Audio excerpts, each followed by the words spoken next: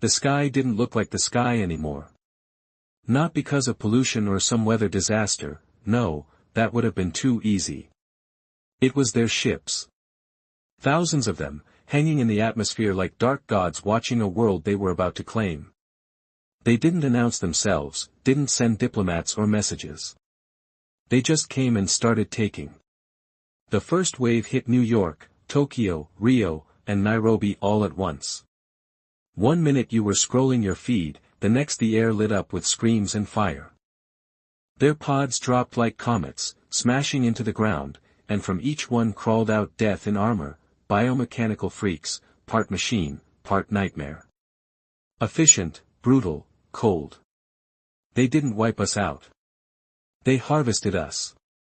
And we begged, oh, we begged. Broadcasted every language across every channel, we surrender, please stop. But nothing came. No reply, no mercy, and no help. No allies came.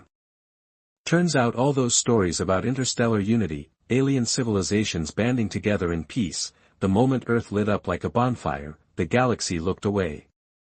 Maybe they were afraid. Maybe they thought we weren't worth saving. Either way, the message was clear, we were on our own. By day 5, governments started falling apart. The UN crumbled. The United States turned on itself. China went dark. Russia just vanished.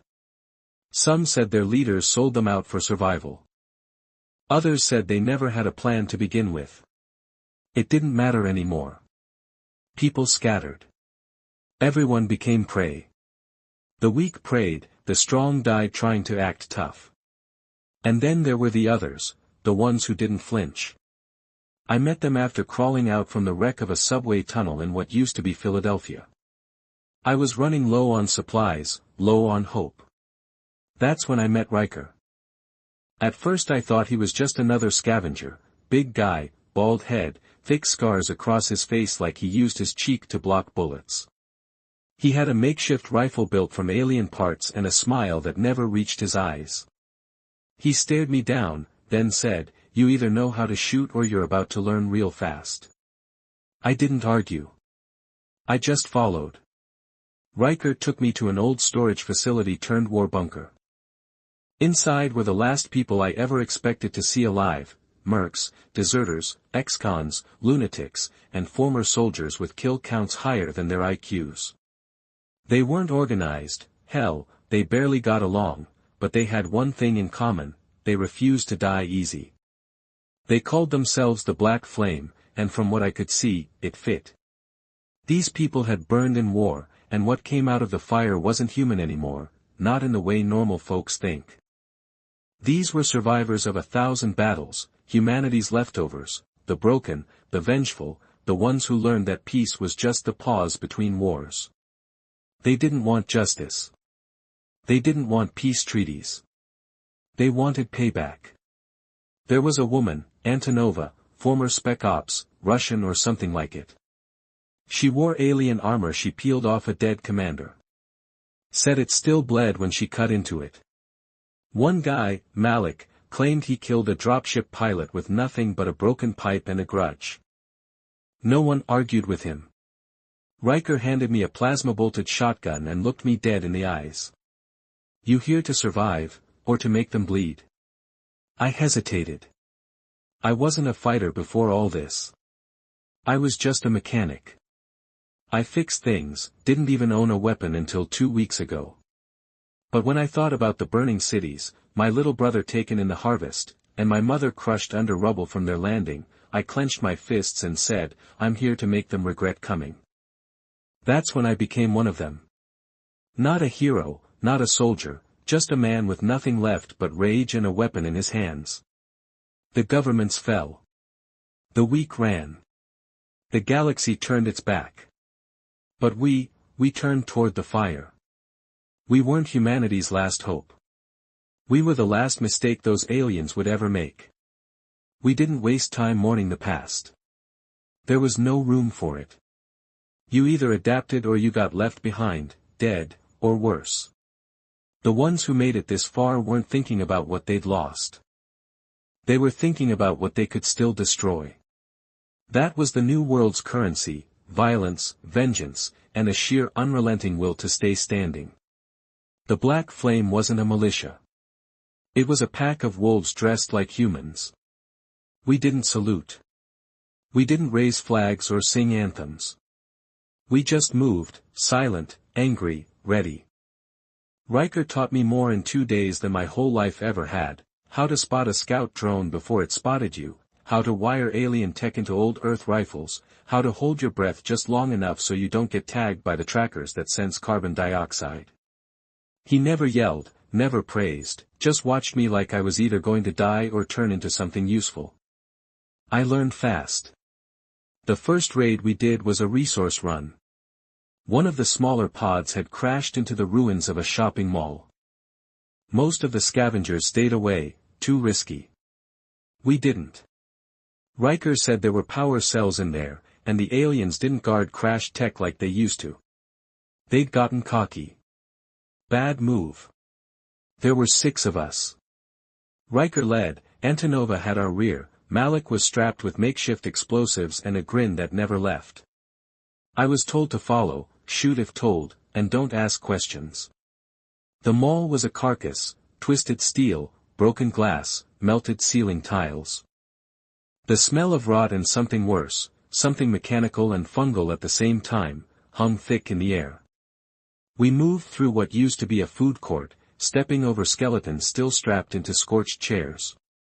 I don't know why I looked. Maybe I was still hoping to feel something. But I didn't. Not anymore.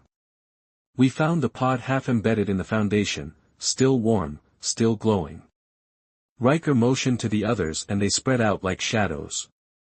I was about to ask how long we had before a response team came, then I saw it: a harvest drone. Big, bulky, ugly, shaped like a beetle, armored like a tank. It wasn't moving. Not at first. Then its eyes, glowing blue slits, flickered to life. I froze. Riker didn't. 3 shots rang out, not from one weapon but from 3 different directions. The drone twitched, spun, then exploded into pieces, blue fluid spraying like a geyser. Malik laughed. Boom. Antonova kicked a limb aside like it was trash and grabbed the core out of its chest cavity, still warm. We're good. That was the first time I saw it in action: coordination without words. These people didn't need speeches. They didn't need ranks. They operated like predators, precise, deadly, unforgiving. And for the first time since the invasion, I felt something close to purpose. We got back to the bunker just before sunset. The sky looked sick, permanently stained with the soot of burned cities and alien fuel. I sat down, breathing heavy, checking the gashes in my gloves. That's when Riker tossed something at me. I caught it on reflex: an alien knife, curved black metal, still pulsing like it was alive. You earned it, he said simply. I didn't know what to say. Just nodded. That night we sat around a fire fueled by broken furniture and melted circuit boards. Malik passed around a flask of something strong and awful. Antonova sharpened her blade, the sound scraping like bones against stone. Riker cleaned his rifle like a surgeon. Someone asked me what I did before the invasion. Mechanic, I said. Damn, Malik muttered. You really upgraded. They laughed, but not in a mocking way. It wasn't the kind of laughter I remembered from the old world, fake, polite, laced with malice. This was raw, honest. It sounded like people who had made peace with the worst and were laughing anyway. You miss it? Antonova asked. I stared into the fire. I miss being someone else. Riker nodded like he knew exactly what I meant. You died when the sky changed, he said. The man you were isn't here anymore. And that's good, he wouldn't have made it. There was no argument. No one challenged it. We all knew it was true. The past was gone. The future didn't exist. Only the now mattered. 2 days later, we launched our first real strike. Not scavenging, not hiding, not surviving. We attacked. There was a relay tower near the outskirts of what used to be Baltimore, alien-built, humming with the kind of energy that could fry an elephant from 20 meters. It was part of their surveillance grid, a massive system they used to map out resistance movements, track heat signatures, intercept comms. Every cell had dreamed of destroying one. We were going to do it. The plan was suicide: get close enough to plant a kinetic disruptor at the base, hold off the guards, and then get out before the thing vaporized everything within a mile. Malik volunteered to plant the charge. Hell, if I die, at least I'll die pissing them off. We moved at dusk, under the cover of acid rain and electrical storms. They didn't like storms, interfered with their sensors. We got to the tower's perimeter without being spotted. The thing was huge, black, covered in spikes and pulsing nodes. It looked alive. I hated just being near it. There were 4 guards, not drones, actual warriors. 10 feet tall, thick armor, glowing weapons, and eyes like headlights. Riker pointed. Antonova nodded. Then hell broke loose. The plan wasn't stealth. It was carnage. We ambushed them from all sides, fire raining down like judgment. The noise was deafening: gunfire, screeches, explosions. One of them got Malik with a shoulder blast, sent him flying into a wall. He got back up laughing, blood pouring from his mouth. He crawled to the base, dragged the disruptor out of his pack, and armed it with trembling fingers. "Go," he shouted. "Tell them Earth says hi." We ran. The explosion lit up the night sky like a second sun. The blast waved through me into a ditch, ears ringing, ribs cracked. I could barely breathe. Smoke and fire everywhere. Alien tech sparking, twitching, dying. The tower was gone. Malik was gone too. I stared up at the sky, and for the first time since this all began, I smiled. Because now they knew we weren't just hiding anymore. We were fighting back. The next morning, the tower's ruins were still smoking. Malik's sacrifice had done more than just destroy a piece of alien tech, it sent a message, loud and clear. We weren't prey anymore. We were fire, chaos, the kind of threat that couldn't be catalogued or predicted. And the bastards in the sky had noticed. Our hideout got hit 3 hours later. They didn't wait, no scouts, no probes, just a straight-up orbital strike. One moment I was checking the perimeter sensors, and the next, the ground shook like a meteor had punched it in the face. The parking garage where we'd made our home. Gone. Just like that. A hole in the earth where the last semblance of sanctuary used to be. We were lucky. If Reed hadn't called for the supply run early, we'd have all been buried. But, lucky was a word that didn't mean much anymore. I stood at the ridge, watching the smoke rise where the bunker had been. The taste of ash thickened my throat. Riker didn't say anything. None of us did. We'd lost half our gear, half our weapons, and all our comms. We were cut off, stripped down to basics. And we were still alive. We moved south through ruined towns and shattered highways. Every so often we saw flashes in the sky, burning ships, silent fights in orbit. We didn't know who they were anymore, ours, theirs, someone else's. Didn't matter. Space was bleeding, and the world had cracked open underneath it. Riker led the way, eyes always scanning. Antonova followed, never more than a few feet from him. I stayed behind them, my shotgun clutched like a lifeline. We were down to a group of 8 now. The rest scattered, missing, or buried. We found shelter in the husk of a steel mill near Richmond. Iron beams twisted like fingers clawing at the sky, soot coating every inch of floor, and the air smelled like metal and blood. Riker paced, muttering under his breath. Something was off. They're adapting faster than before, he finally said. This isn't random retaliation. They're trying to stamp us out before we organize. Too late, Antonova said, setting down a makeshift grenade. We already are. But I saw it in Riker's face. He wasn't worried about the aliens adapting. He was worried that we weren't adapting fast enough. That night, Reed returned. She wasn't dead. She wasn't fine either. She stumbled into the mill with a limp and a cracked visor, armor melted on one side and blood soaked into her sleeve. They're using psychic recon now, she said through clenched teeth. One of the squads, they got ambushed before they even moved. Psychic? I asked, stunned. Yeah, she snapped. Not magic, just biology we can't compete with. They read intent, predict movement. It's how they tracked the last base. It wasn't the tech. It was us. Everyone went quiet. Then Antonova asked the question we were all thinking, so how do we fight something that knows what we're going to do? Riker didn't hesitate. We stopped thinking like humans.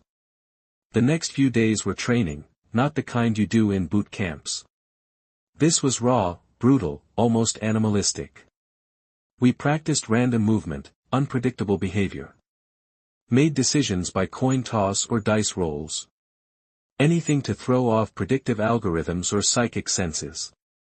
I learned to move without thinking, to act without planning. Riker called it chaotic warfare. Humans were never the smartest species, he said one night as we sat around a small flame hidden under heat-reflective sheets. But we were always the most unpredictable. That's our edge.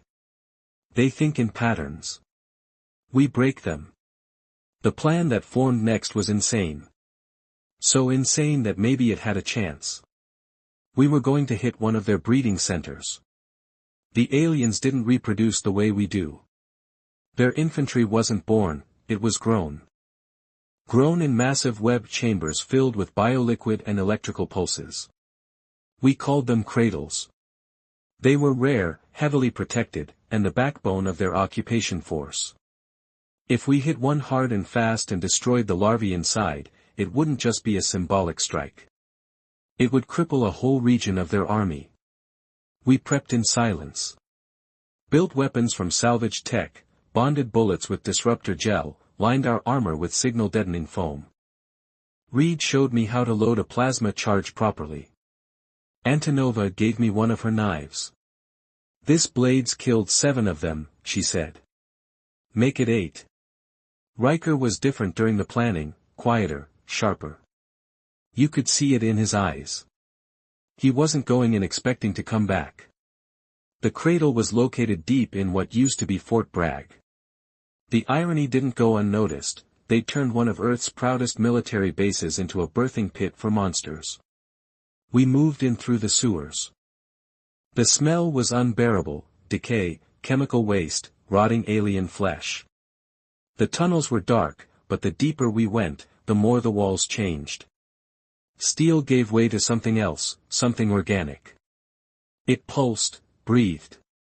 We were inside their womb, and they knew it. We came out in a chamber lit by green-blue light.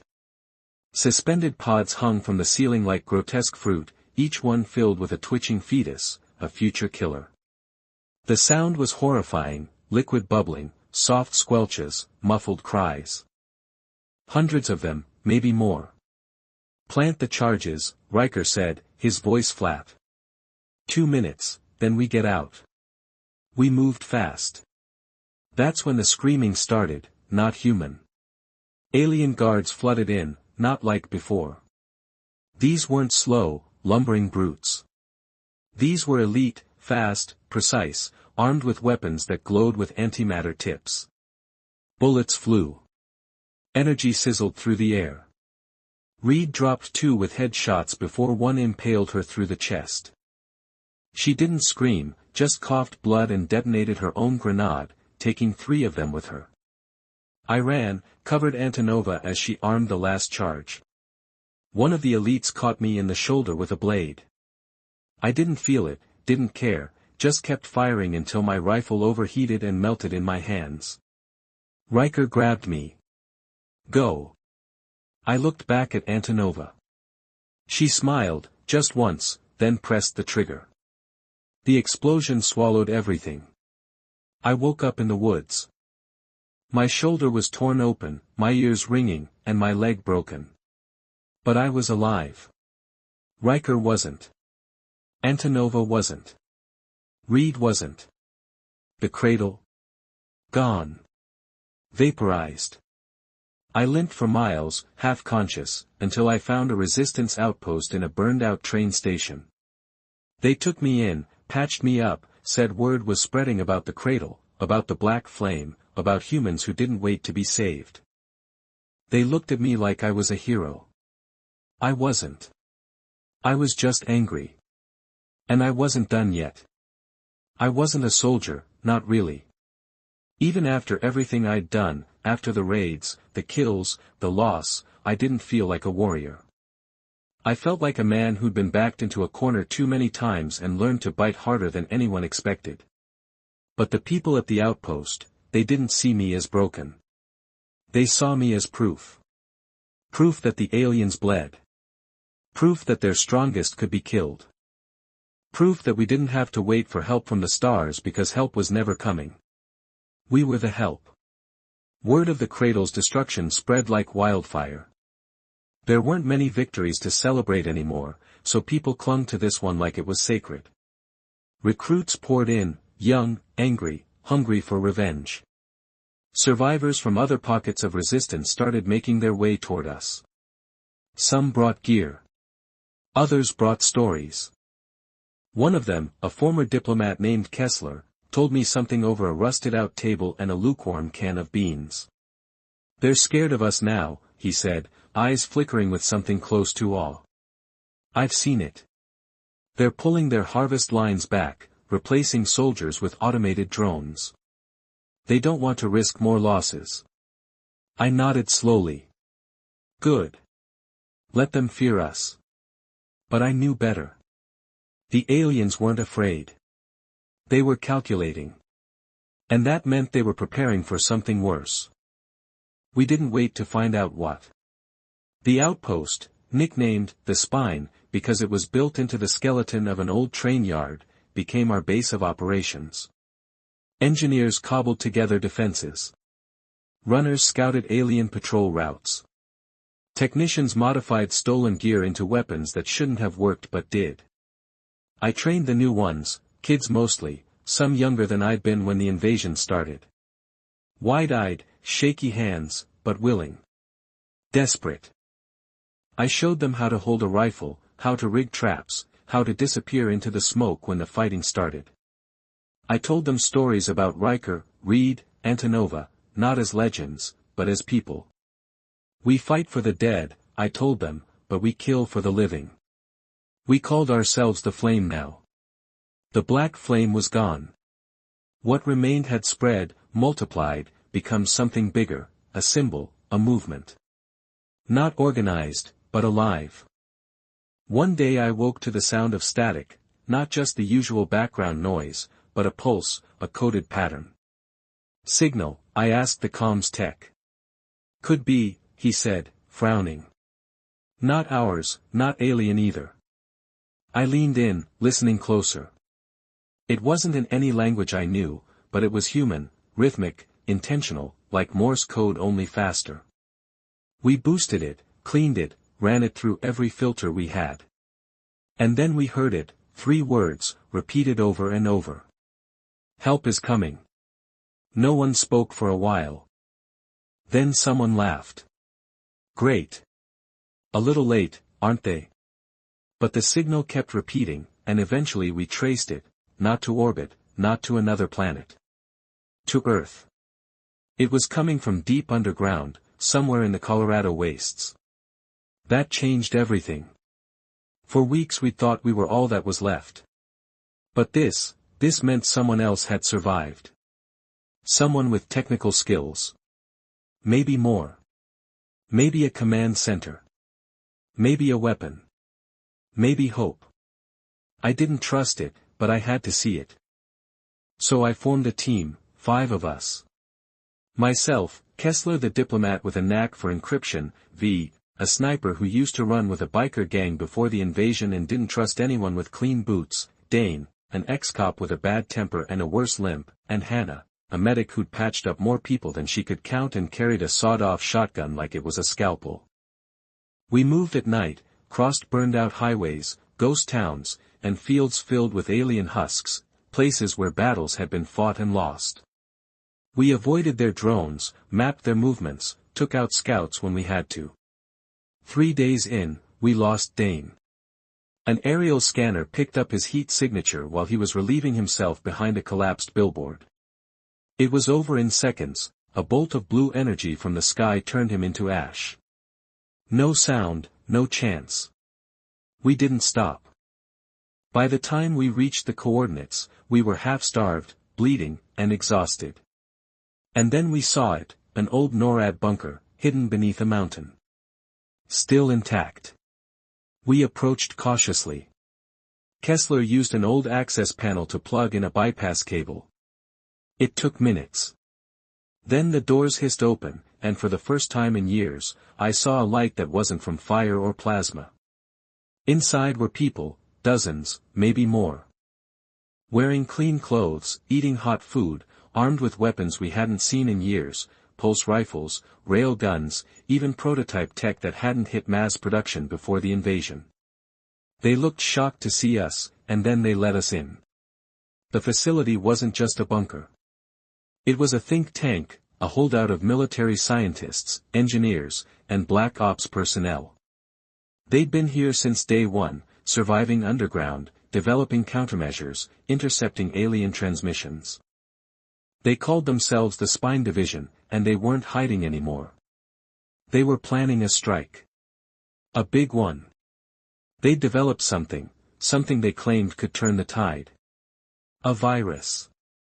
Not a biological one, a signal, a code designed to corrupt the aliens' neural network, the communication field that linked their warriors, drones, and command systems.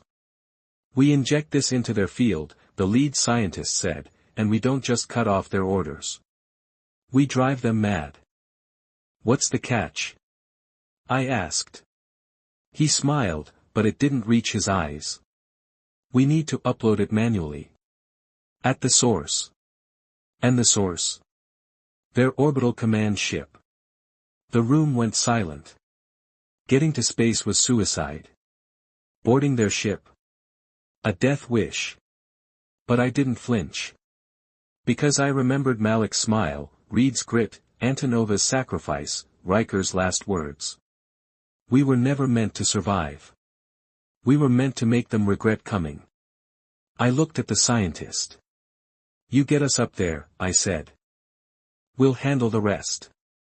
The hangar of the NORAD facility didn't look like anything I remembered from the old military bases. It looked wrong, twisted. Half of it was Earth-made, lined with concrete and old steel beams. The other half? Alien tech.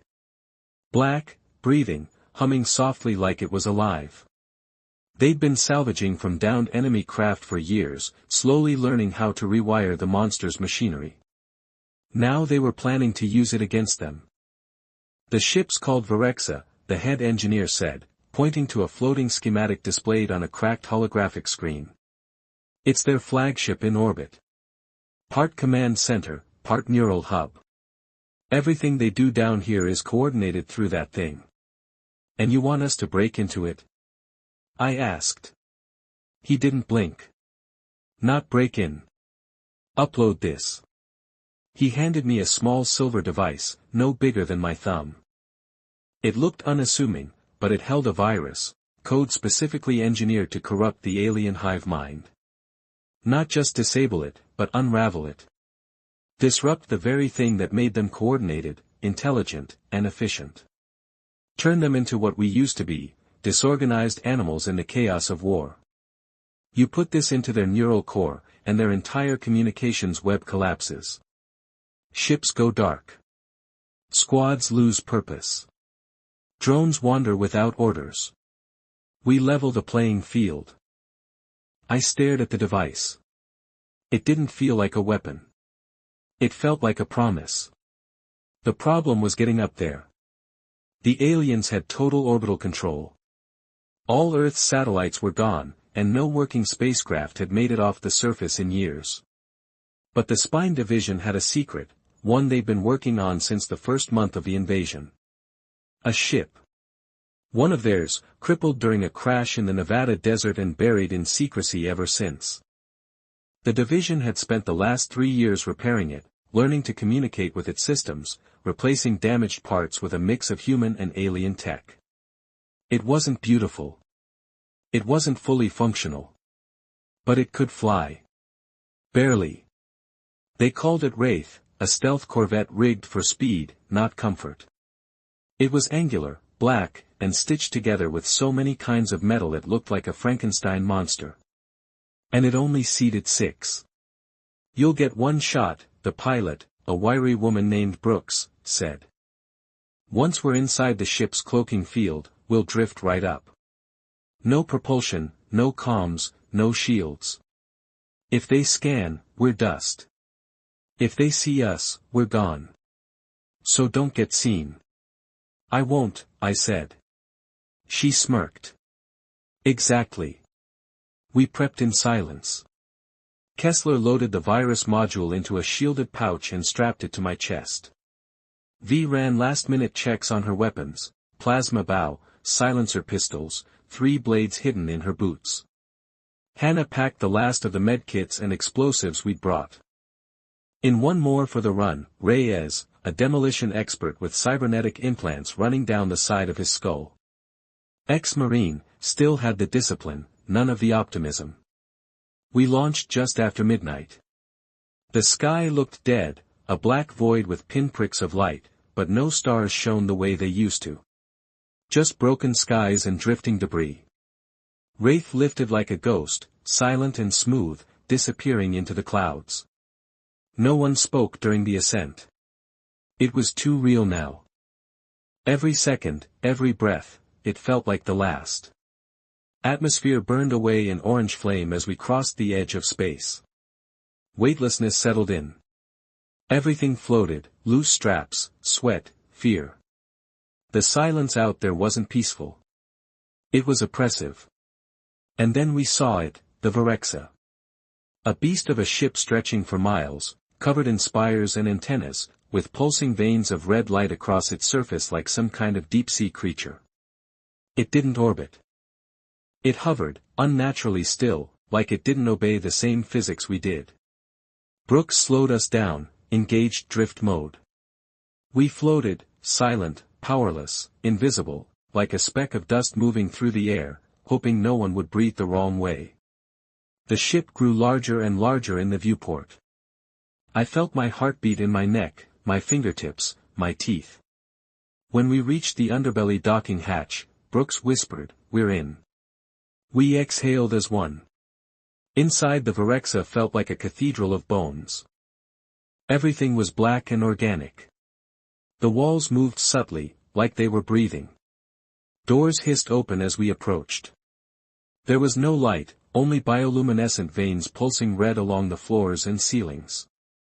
We had one goal, reach the central neural chamber and upload the virus. And we had one rule, don't fight unless you have no choice. We moved fast, silent. Every hallway looked like the last, curved, slick, warm to the touch like we were walking through a throat. Once or twice we saw guards, tall, armored beasts with glowing weapons and no eyes. They didn't see us. Not yet. But they felt something. I could tell.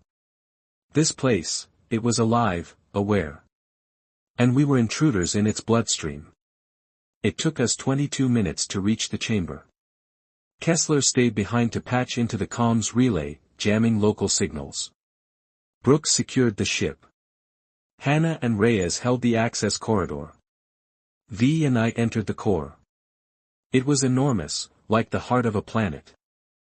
Dozens of tall pillars, each one covered in twitching cables and fluid-filled sacs. In the center was a glowing sphere, floating, spinning, humming with power.